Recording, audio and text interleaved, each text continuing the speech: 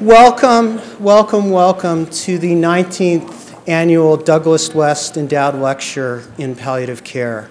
My name is Sean Morrison. I direct the Hertzberg Palliative Care Institute, and on behalf of the Institute, the Brookdale Department of Geriatrics and Palliative Medicine, where we live, and the Mount Sinai School of Medicine, I wanted to welcome you all to this afternoon's, I was going to say lecture, but it's truly an event. Before I introduce our guest speaker, I want to say a few words about the sponsors of this lecture series, Susan West and her family, who have been devoted volunteers, contributors,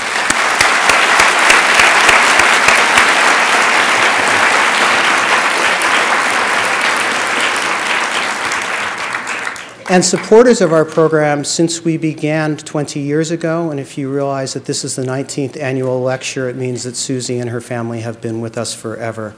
So thank you very much to Susie, to her daughter Deborah, to her son Phil, and I think her granddaughter Anne is here as well. There she is.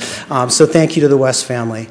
Before I introduce Dr. Gawande, let me just introduce Susan West, who's going to say a few words to us. Susan.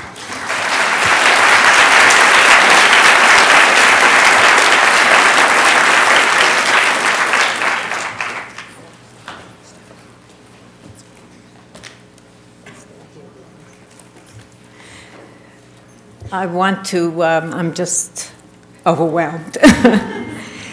I want to welcome you to the 19th Annual Douglas West Lecture in Palliative Care. These lectures are a special time for our family and friends and the Mount Sinai community to come together in memory of my husband, Doug, and in honor of Dr. Diane Meyer, who cared for Doug while he struggled with a painful disease. At that time, in 1995, there was no formal palliative care at Mount Sinai. Our Hertzberg Palliative Care Institute is the model for Diane Meyer's Center for the Advancement of Palliative Care. With her leadership, CAPC has spread palliative care programs to nearly 1,700 U.S. hospitals, a huge advance.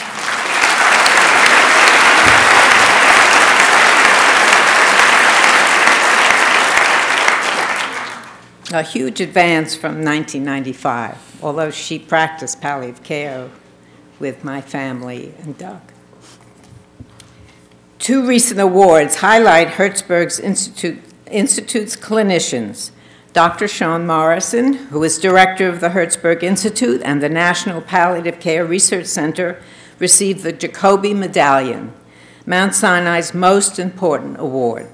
Dr. Morrison was cited for revolutionizing the evidence base for palliative care and creating a new community of palliative care researchers. He is also a wonderful hands-on physician and is deeply involved with patients and their families.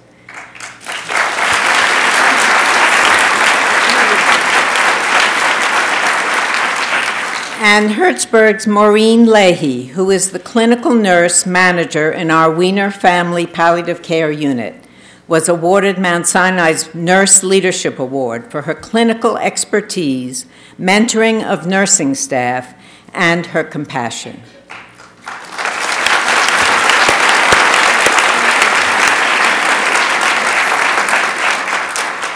So you can see why I am so proud to be a full-time volunteer with the Department of Geriatrics and Palliative Medicine. And some new news about our New York expansion, July 2015. Mount Sinai and Beth Israel have combined their palliative care fellowships into a single academic program spanning both campuses. They will expose students to two hospitals, one at the cutting edge of medical research and the other at the heart of a vibrant urban community. The result will be a workforce to meet the needs of seriously ill patients in a complex healthcare system. I usually worry about 2 months before the West lecture that no one's showing up. And I am overwhelmed tonight. And of course, I'm worried about next year. But you know, maybe we'll go back to the smaller venue. Thank you for all your interest in our work. We are thrilled to have Dr. Atul Gawande with us today. Now, Dr. Morrison will introduce him to you. Thank you.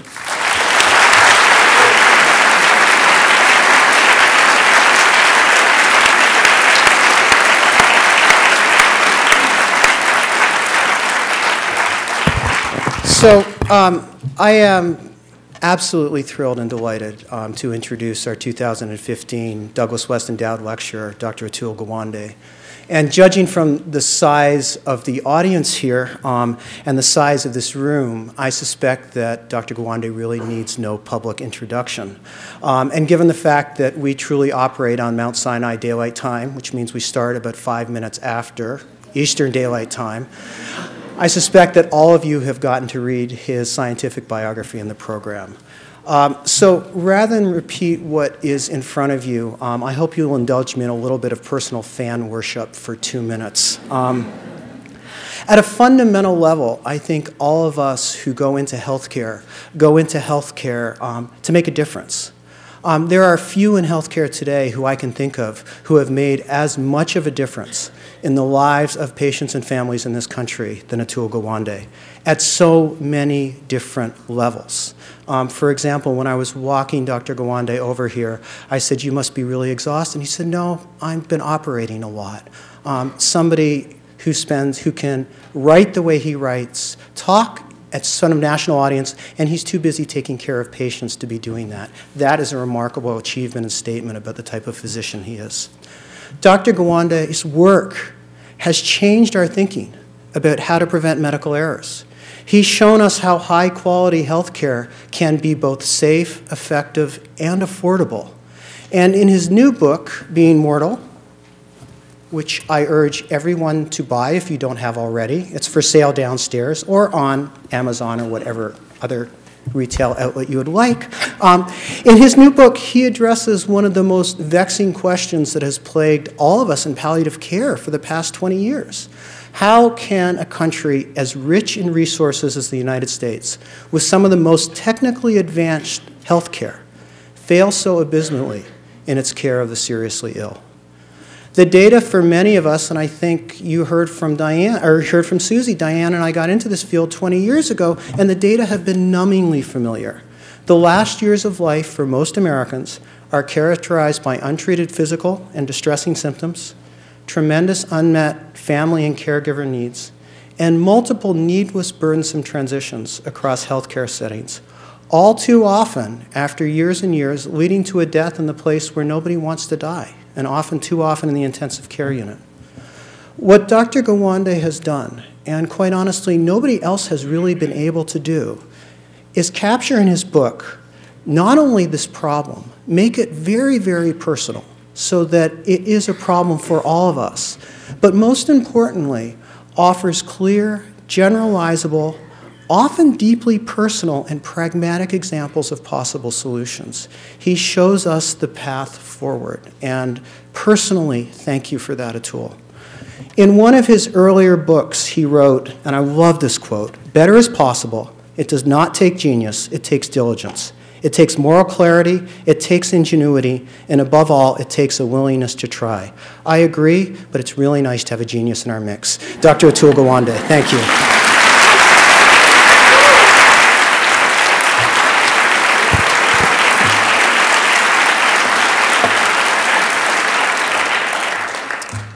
What an amazing welcome. Thank you. Thank you to the West family for hosting me. Thank you to Sean for that amazing introduction and making this happen.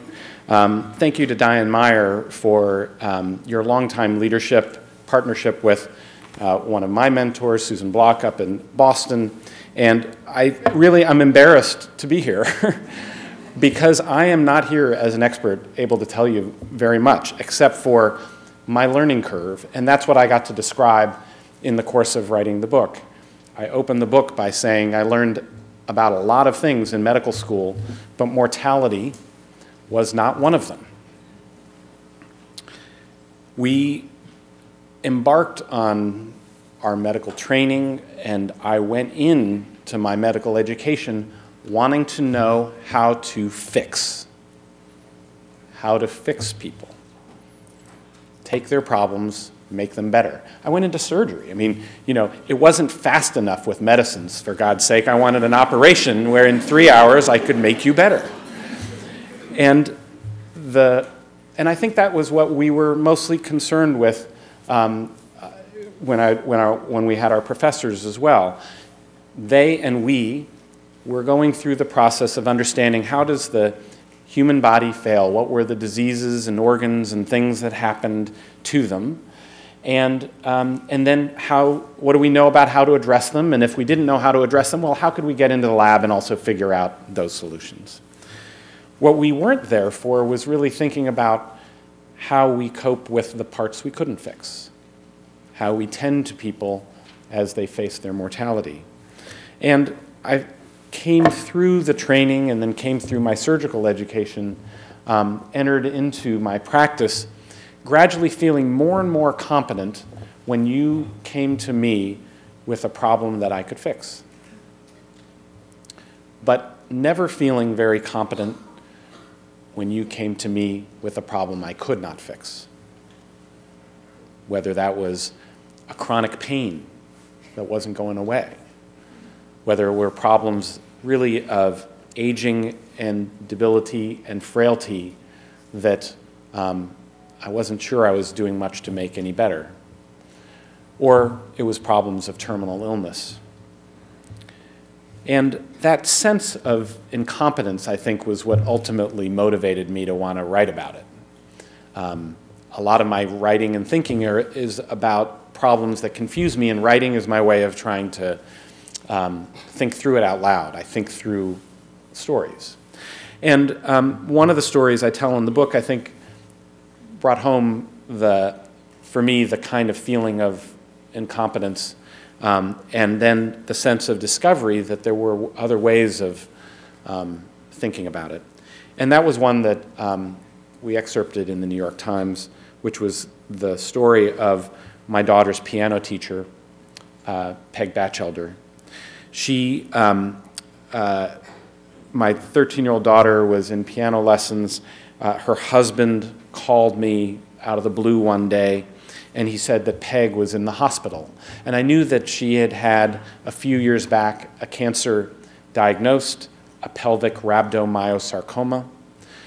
It had taken 2 years for people to figure out that the hip pain she had, that everyone said maybe was just in her head, turned out to be this tumor growing in her pelvis, pressing on the nerves to the hip. And by the time it was detected, it had already invaded widely, but not spread beyond the pelvis. So they did a fairly radical procedure, a hemipelvectomy, which is removing, as the word would describe, half of your pelvis, and then reconstructing it with metal hardware, and then radiation and chemotherapy, and then the hardware got infected, and she spent months in the hospital, and then still more months with intravenous antibiotics. It was, she said, my year in hell. And then she got through, and she was able to return to teaching piano, and that was when my daughter ended up working with her again. She was in her early 60s now. She remained an avid yoga practitioner. Her days of bicycling were over. She now had to walk with those Canadian crutches, the ones that wrap around your wrist as you walk along. But otherwise, she really was able to return to, the full quality of life that she wanted to have, and above all, that was teaching. And she was an amazing, amazing teacher, set very high standards, but somehow helped people like my daughter achieve them through love, is the only way I can say it. She would encourage you, and then when you finally hit that mark, she would just wrap my daughter up with this amazing hug and make you feel the joy she felt for having gotten there, and that made her only want to try harder. We've never achieved that, by the way, in the family. But Peg did. She had an excellent seeming prognosis, but then about 3 years in, she developed a complication from her chemotherapy, a malignancy, a leukemia-like malignancy caused by the chemotherapy called myelodysplastic syndrome. And now, 3 years in, as her blood counts fell, she needed to go on new chemotherapy all over again. And she insisted that she keep on being able to teach through it, and she did. She would have to miss an occasional appointment here or there for the teaching, postpone a lesson. But she stuck to it all the way through the treatment. But then we went through a period where for about 3 straight weeks, she kept postponing the appointments, and that was when I got the call from Martin, her husband. It had turned out she'd been in the hospital for much of that time. She had, it turned out, I told him, I said, can I talk to Peg? And he put her on speaker so that the both of them could talk to me from her hospital room. And she explained to me that the treatment, her chemotherapy, had not been working. Her blood counts had continued to fall. With her blood counts falling, that included her white cells to fight off infection, and she began to develop fevers. The fevers led them to try to look for where the fevers were coming from, and that included a CT scan. And that showed that the cancer, the original cancer, had come back in another part of her pelvis, and had also spread through her liver.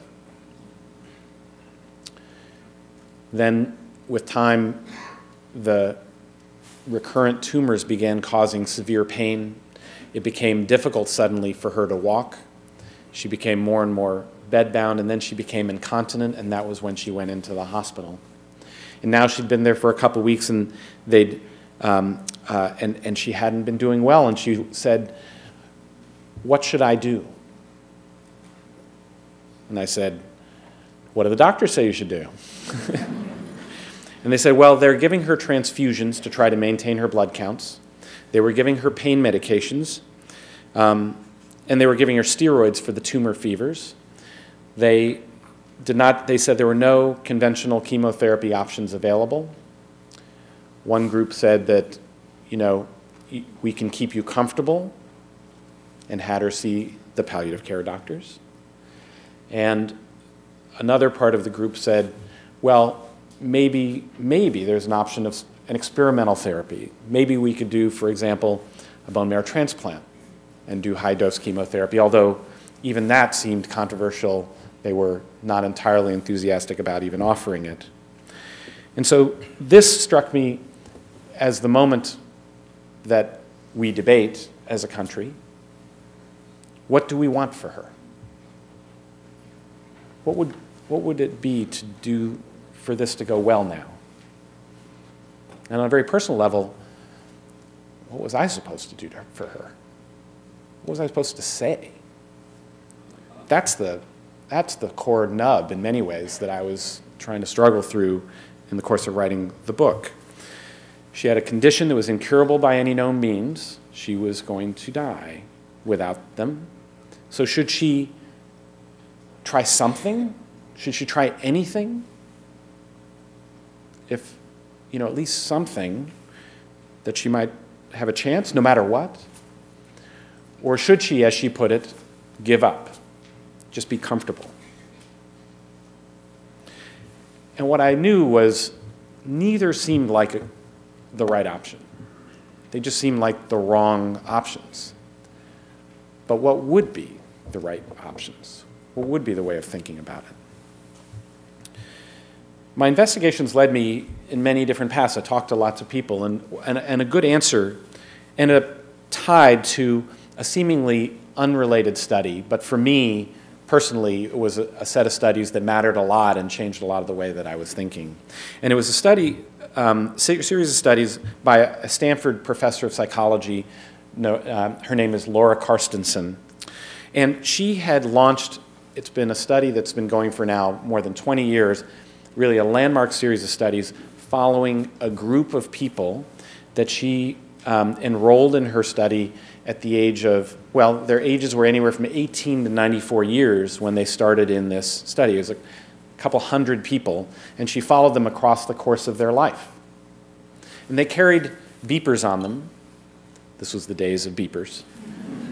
I think she probably texts them now. The only people who have beepers anymore are drug dealers and doctors, I think. And she would page them, and they would be sent instructions. And the instructions would say, right now, stop and tell me, for example, what you're feeling. Are you happy? Are you sad? Are you anxious? Are you stressed? Are you angry? Are you frustrated? Like, what are your emotions at this moment in time? And she would track that and periodically ask and keep asking as people went on to understand how does their emotional life change as they got older. And she would also ask them, interesting trade-off questions like, okay, right now, if you had half an hour you could spend with anyone, would you rather spend it with your sister or with the singer of your favorite song? If you're going to go out tonight, would you like to go out with a movie idol? Or would you like to go to a bar, stay up till 2 a.m., where it's really loud and shout at the top of your lungs in the hope you might meet somebody new? Well, people give different answers depending on how old they are.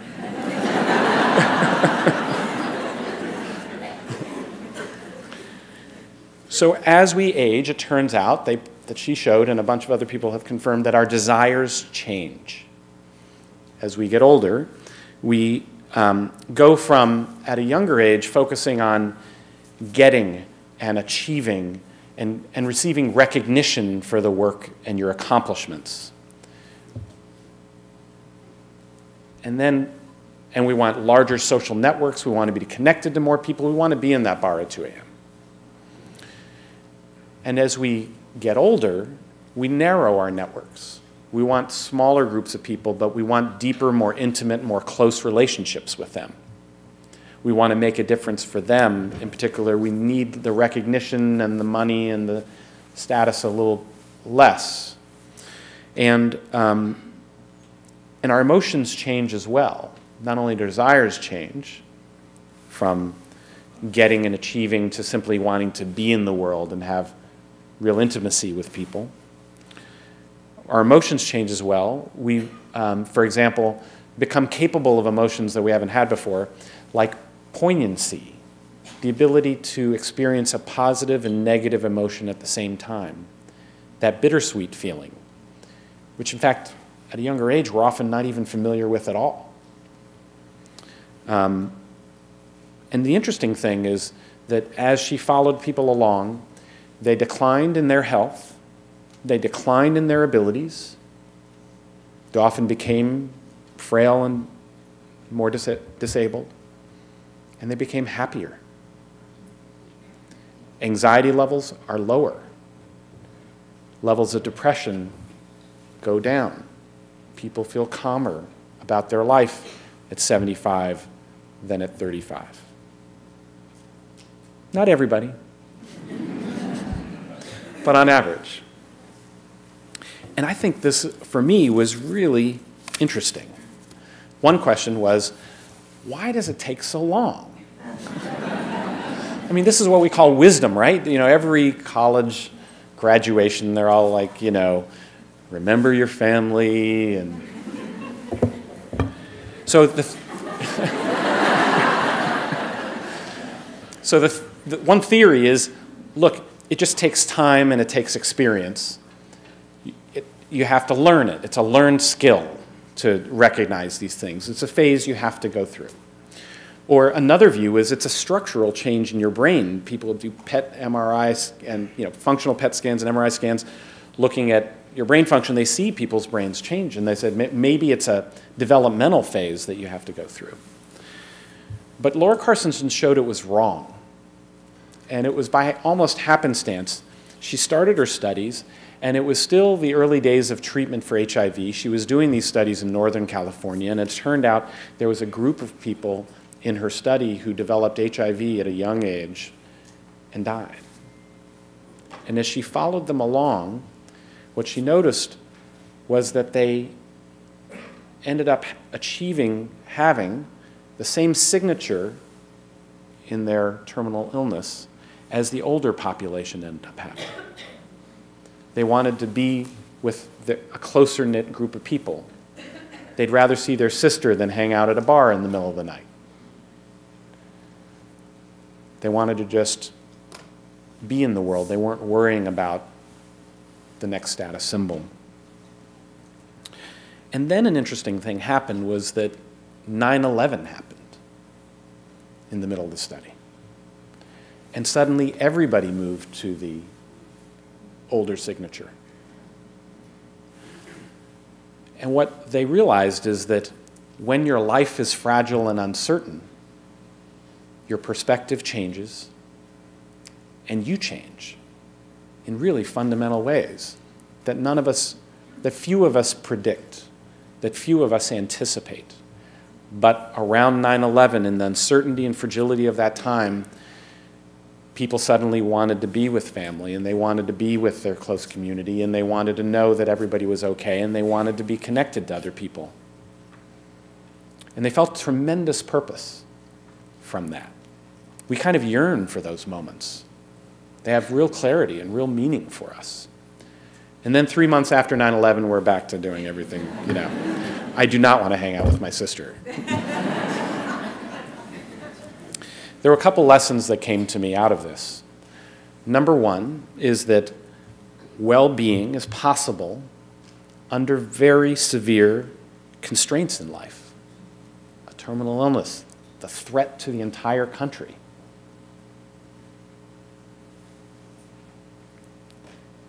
And I think we've lost sight of that.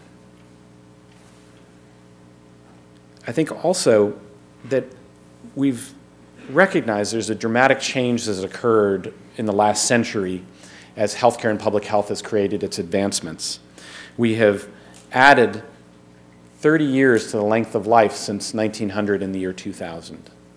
Went from 47 years to more than 78 years of life for the average person. And that was not just a trajectory of life that changed. It was a dramatic change in the relationship between age and your risk of dying. Because in the 19th century, there was no necessary connection between your age and your likelihood you would die. You could die at age 5, you could die at age 20, you could die at 50. If you were lucky, you made it 60 and 70. But it was to some extent luck, and life was constantly fragile. Life was always full of uncertainty. George Washington died of a strep throat, and on day 3 of his strep throat, he was dead. That was the way things could happen. And so when fragility was ever present, you therefore understood that there were priorities in people's lives beyond their health. We're used to, in our time, saying, well, health is the main thing. One of the fascinating books that I ended up reading then was going back to writing from the 19th century, and I came across, actually, my New Yorker editor said, read this, because you're looking for this. And it was a book by a philosopher in the Department of Philosophy at Harvard under William James, really founding the field of psychology. His name was Josiah Royce, and he wrote a book in 1908 called The Philosophy of Loyalty. And what he was puzzling over was why being safe and well-fed and comfortable and healthy in your life felt insufficient to people. And what he believed was that there was an intrinsic human need to live for something beyond ourselves, that we would even sacrifice our comfort and our health for the sake of certain things beyond ourselves.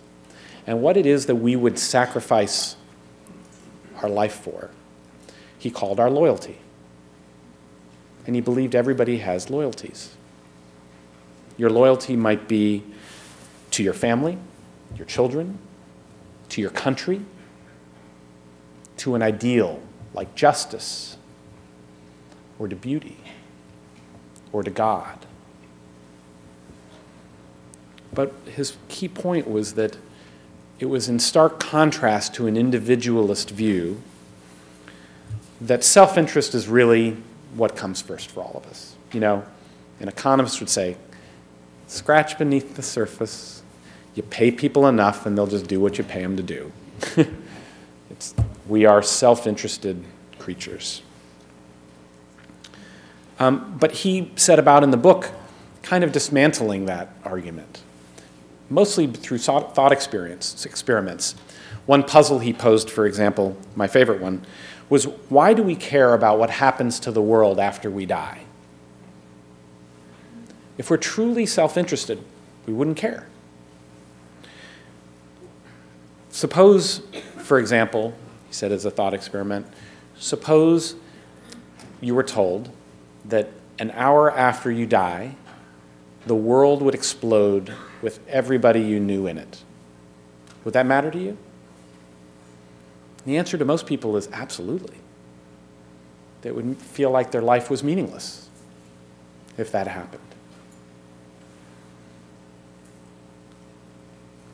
And that is really significant because it means there's priorities we have that go beyond ourselves.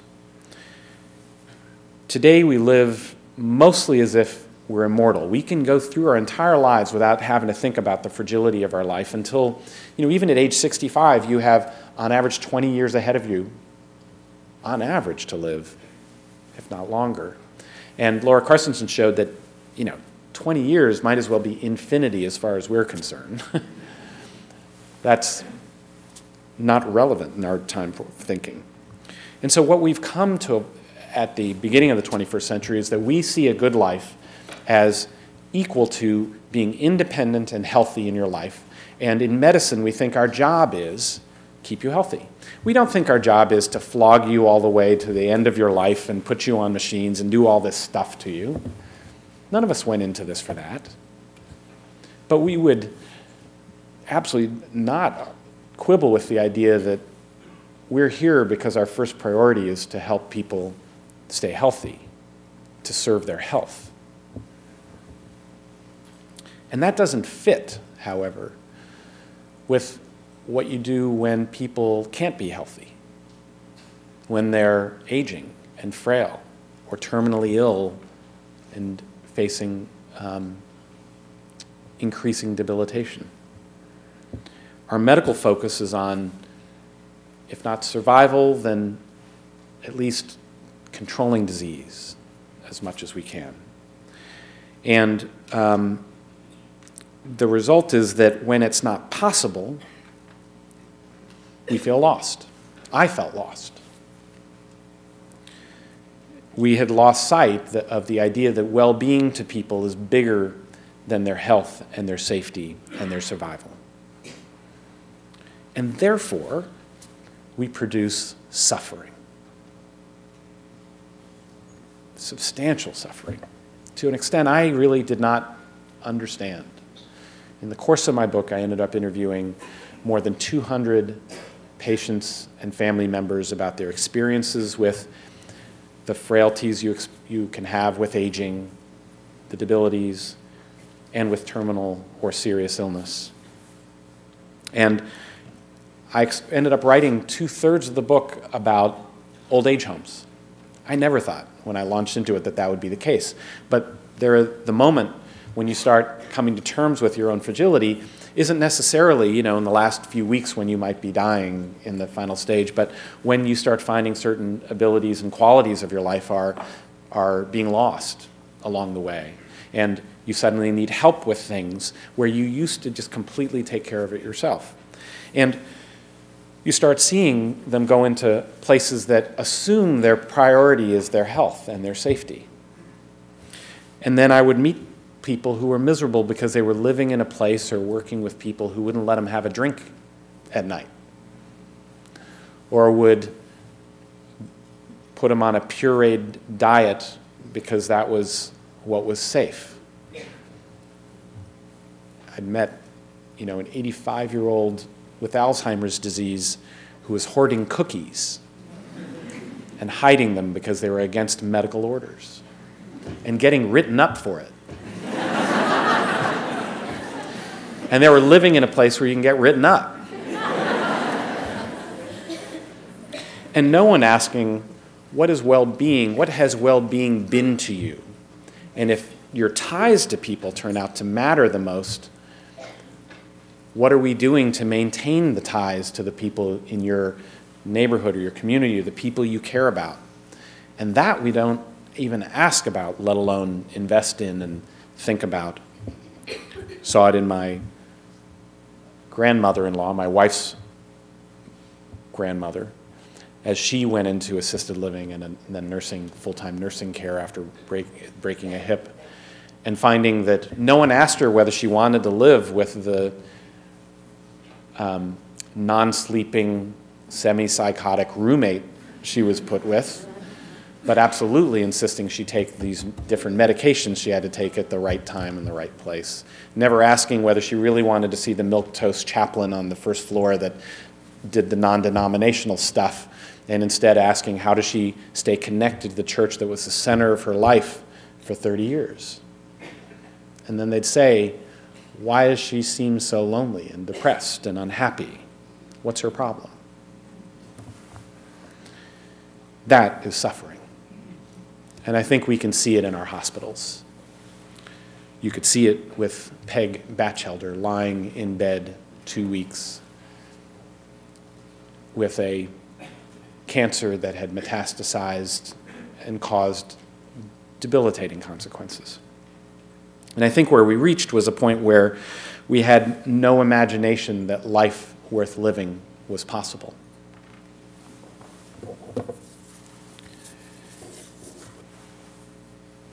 This is Peg. Lovely, fantastic woman. And we have an assisted suicide debate in the country about what happens in that phase of life she was in that I'm describing. And it is mostly a debate about what a good death is. And it's a debate that bothers me for that reason.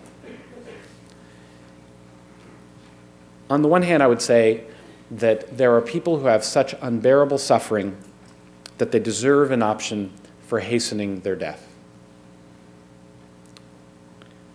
But the goal isn't a good death.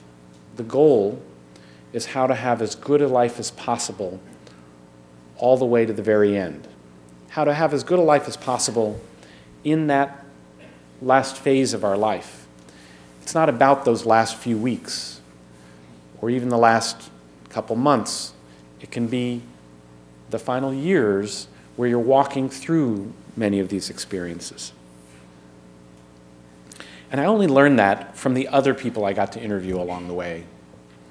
I ended up talking to scores of experts in the field, palliative care doctors, many of them. I never did get to talk to Diane. I did talk to Sean a little bit, but I talked to a lot of people who were trained by Diane. I talked to, beyond palliative care experts, I talked to nursing home directors, nursing home reformers, hospice workers, patient care aides. And what I found was that there were some of them who were really good at understanding what you say and what you do and how you think about somebody like Peg Batchelder and the circumstances she was in. And what the key thing they wanted me to understand, well, my question I would often say to them is, you know, my last book was about checklists. And so I'd say, what should be my checklist next week for this conversation? What do I need to do differently the next time I'm in my office at the Brigham and I have a patient who has a severe debilitating illness and we're trying to make the right decision about what we should do?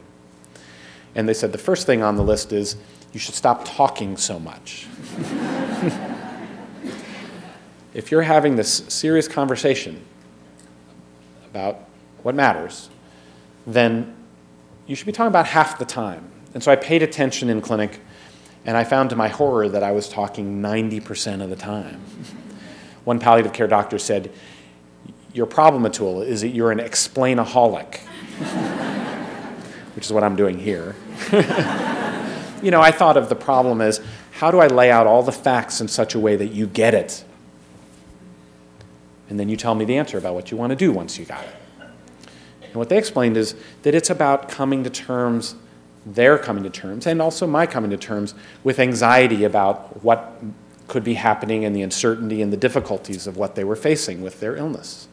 And the only way you could do that is if they could put it in their own words. You needed to hear what they had to say about it, and that meant recognizing a few things.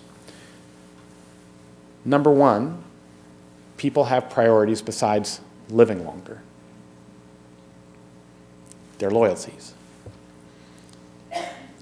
Their loyalties are different, and the most reliable way to find out what people's priorities are, what their loyalties are, is a highly technical procedure. You ask them. But we don't ask, mostly because we're uncomfortable. And I didn't know the words. I didn't know how to ask. But when we ask, remarkable things happen.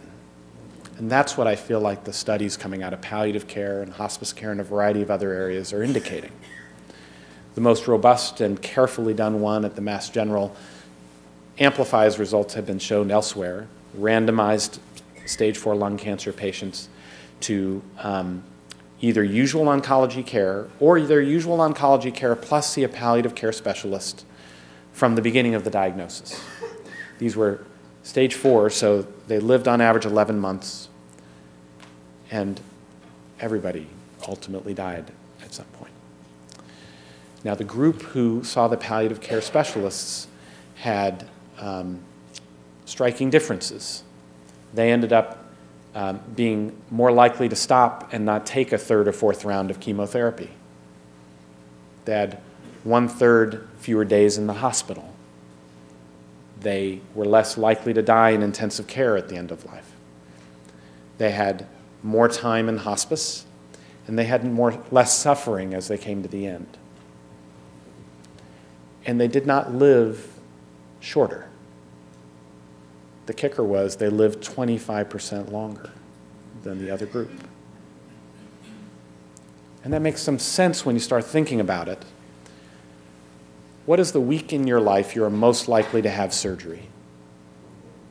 It's the last week of your life. And that's a week where you get all of the toxicity, all the harm, all the pain. But it's not hard to imagine. You don't get any of the benefit. Now, we don't know when that last week of your life is, and that's always what made it hard. But if simply having discussions allowed people to recognize and draw lines, that is a pretty amazing thing, that coping with the uncertainty could be powerful. And in my little checklist, as I gathered from people, I began formulating an understanding of what the questions were that I should ask. And they were simply not just that I tell you what your prognosis is, but more importantly, I ask you, what is your understanding of where you are with your illness or your condition at this time? What do you want to know from me about what I understand what might be coming in the future? What are your priorities or goals if time is short? What are your fears and worries for the future? What are you willing to sacrifice and what are you not willing to sacrifice for the sake of more time? Not everyone can answer those questions, but I decided to ask Peg those questions.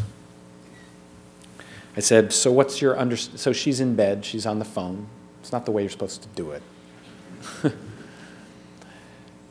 I said, what's your understanding of where you are with your illness? And she said flat out, I'm going to die. There's nothing more they can do. And she was angry. She was pissed. Martin later told me, that was the first time she'd heard her put in words what was happening to her. I asked her, so then what are your goals? And she said, I don't see how any are possible anymore. These palliative care folks, they did not tell me what to do in that situation. So I just went to the next question. I said, so then what are your fears and what are your worries for the future? And then she gave me a litany. She said she feared facing more pain. She feared suffering the humiliation of losing more of her bodily control. She feared dying in the hospital. She'd been there for days, and she was just getting worse. And she just told me what mattered to her, what her goal might be. Now, when I'd gone on rounds with a hospice nurse, one of the things she told me, I mean, I was sort of struck walking around with her, seeing what she did with patients. I kind of thought hospice nurses were, you know, these people who wore a black hood and walked around with an IV morphine drip. And she was like doing stuff. She was administering oxygen and arranging for nebulizer therapies and for treatments of various kinds. And I said, I thought your job was to kind of at least let nature take its course. And she said, that's not my job. She said, medicine's role is to sacrifice your time now for the sake of time later. But when that possible time later diminishes, she said, my job is to use our medical capabilities to ensure you can have your best possible day today, regardless of what it means for tomorrow. And she said, and you know, the irony of that is this very Zen idea that focusing on what you want to have as a good day today doesn't shorten your life most often. If anything, it helps people live longer. And so I said to Peg that, that the kinds of things she was looking for seemed like she was just looking for a good day. And it seemed like it had been a long time since she'd had a good day. And she said, yes, it's been a very long time. I said, how about hospice? That's what the goal, at least in theory, is. You know, it's the gamble. Do they actually deliver? Are they able to actually implement very well? What's the nurse at home going to be like? But 2 days later, she and Martin decided they'd enter hospice, and she left the hospital and came home. I had to break the news to Hunter. There would be no more piano lessons for her. I said, Peg, and my wife and I discussed, would we even explain the circumstances? She was just 13. We said Peg was dying. And she was laid incredibly low. She said that she would like to see her. And I said, I'm sorry, you're likely not going to be able to see her at all. But then a few days later, we got a surprising call from Peg. And she said, if we were willing, and if Hunter was willing, she would like to resume teaching her again. That was amazing to me. It was more than she or I had ever imagined when she was leaving the hospital. But the hospice nurse came to her home, Deborah French, and she came and she talked to Peg about what she really cared about in her life, and then she worked to make it happen. And all she cared about in that first period was just managing her daily difficulties. So they got a hospital bed down on the first floor of her home. They got a portable commode by the bedside. They made a plan for bathing and dressing. And they worked on her pain. They massively increased her doses of morphine. They gave her an extra drug called gabapentin. They gave her Ritalin, methylphenidate, for the stupor that the medications would cause. And then as her challenges came under control, her anxieties plunged. Martin later said that she became focused on the main chance. She came to a clear view of how she wanted to live the rest of her days. She was going to be home, and she was going to teach. Now, it took planning and great medical expertise to make those lessons possible. She for example, they had to calibrate her meds very carefully. That was tricky. She needed to get enough medication to be able to teach the lesson, but then not be so groggy that she would slur her speech and freak the kids out. And they were able to find that place. Martin said that she was more alive running up to a lesson and for the day after than he'd seen her in weeks. She'd had no children. Her students filled that place for her. And she still had some things she wanted them to know before she went. She wanted to say her goodbyes, give some parting advice. And medicine, I think, has forgotten how vital, I think society in many ways has forgotten how vital such matters are to people as they approach life's end. People want to share their memories, connect with loved ones, pass on wisdoms and keepsakes, and make some last contributions to those they're closest to. And that role, many people argue, is among life's most important. They're part of what give your life meaning. And the way we in medicine have denied people these moments out of obtuseness and neglect, not out of malfeasance, but nonetheless, I think is cause for our great shame. Peg, however, got to fulfill that final role. She lived 6 full weeks, and Hunter got lessons for 4 weeks on hospice. Amazing. And then there were 2 final concerts. One, a recital of Peg's current students from elementary school age to high school age, and then also her former students, accomplished performers from all over the country who came, and they played in her living room.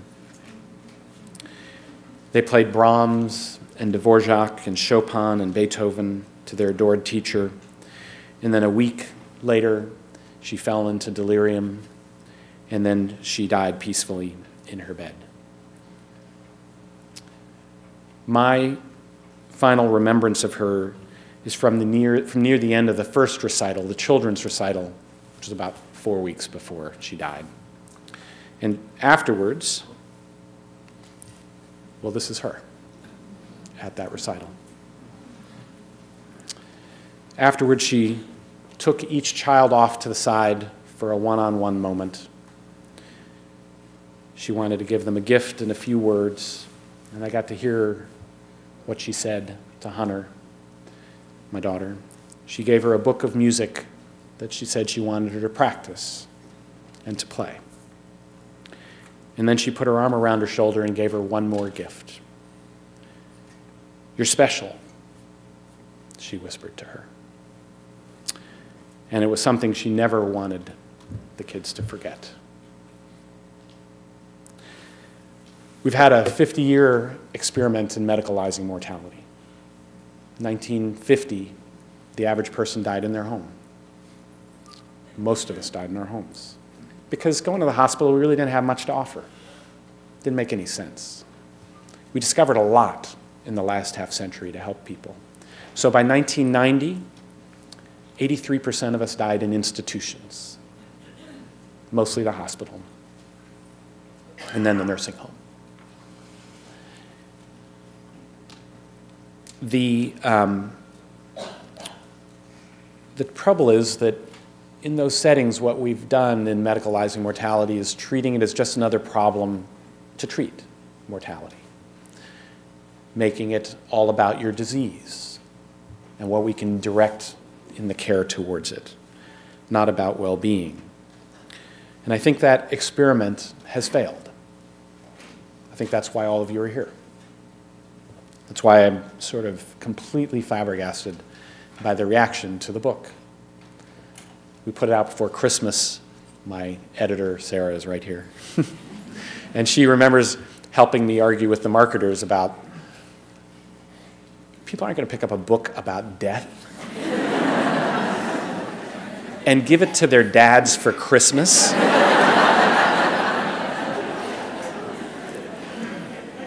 And the amazing thing is that they did. It was unbelievable. Kids gave it to their parents, parents gave it to their kids, and it keeps going on. And I have been completely flabbergasted by it. But I think what it's telling us is that it doesn't have to be the way we've been doing it. That this is what is possible. And it starts just with the conversations we have. as people with our families, and then with our doctors and our doctors back to us, and people across healthcare in general. It's not about a good death. It's about what matters most to us so that we have as good a life as possible all the way to the very end. Thank you.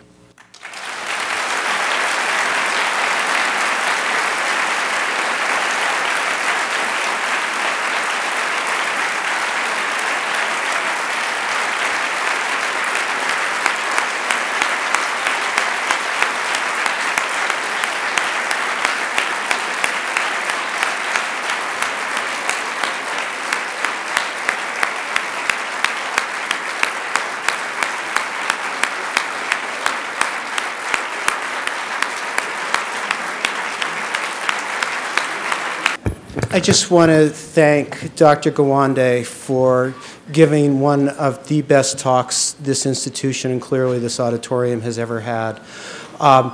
In the interest of time, there are refreshments outside for those. No, there are no refreshments this year. Too many people, I'm told. However, if you would like more information about the Hertzberg Palliative Care Institute or palliative care, there are books outside. And again, thank you, Dr. Gawande.